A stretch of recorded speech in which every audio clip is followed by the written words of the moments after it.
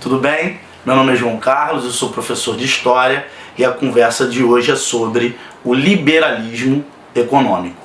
A palavra liberalismo existem vários significados, mas o que iremos trabalhar na aula de hoje surgiu no século XVIII e está intimamente ligado ao movimento intelectual iluminista.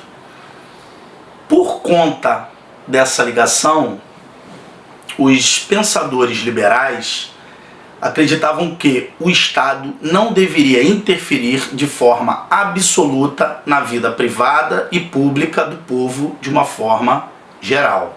E assim eles defendiam que nenhum fator externo deveria interferir na administração do Estado.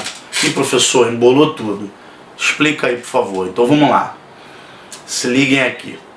Para os pensadores do liberalismo econômico, por ser um movimento intelectual intimamente ligado ao iluminismo, eles desejavam derrubar a ordem política e social imposta pelo absolutismo. Professor, piorou. Então vamos lá. O rei e a religião não deveriam interferir na vida política, religiosa e econômica das pessoas que viviam dentro desse Estado. Porque para esses pensadores, o liberalismo econômico só atingiria o seu auge se não tivesse a figura do rei e nem a figura da igreja interferindo, atrapalhando. Porque só assim eles conseguiriam desenvolver tecnologicamente e economicamente o Estado. Com isso, as críticas dos pensadores do liberalismo atingiram o mercantilismo, que visava apenas as relações comerciais marítimas e terrestres. Os pensadores do liberalismo defendiam que o Estado não deveria interferir de forma alguma na economia. Essa corrente intelectual vai se espalhar pela Europa. Por exemplo, na França surgiram os fisiocratas, que vão criticar duramente o metalismo e o protecionismo. Professor, quem são os fisiocratas? O que é o metalismo e o que é o protecionismo? O que é o protecionismo?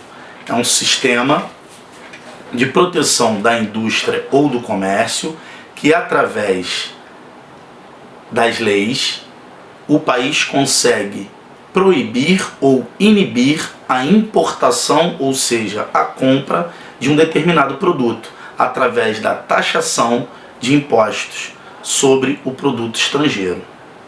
O que é o metalismo? É um sistema monetário em que o valor da moeda nacional é definido pela quantidade fixa de um determinado metal, o ouro ou a prata. Professor, o senhor está esquecendo dos fisiocratas. Então, os fisiocratas eram os integrantes da Escola Econômica Científica da França e defendiam que a terra era a única fonte de toda a riqueza de um Estado.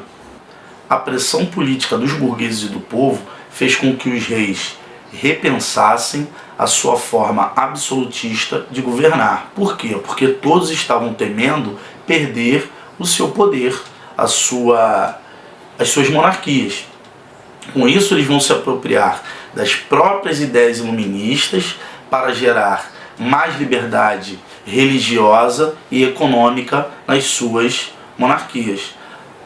Professor, e o que foi o despotismo esclarecido? Na prática, o governo continuou sendo autoritário. O rei continuava controlando a economia, a política e a vida social dos seus súditos. Porém, em algumas monarquias havia mais liberdade, tanto religiosa quanto econômica, mas na área política ainda era um regime muito autoritário.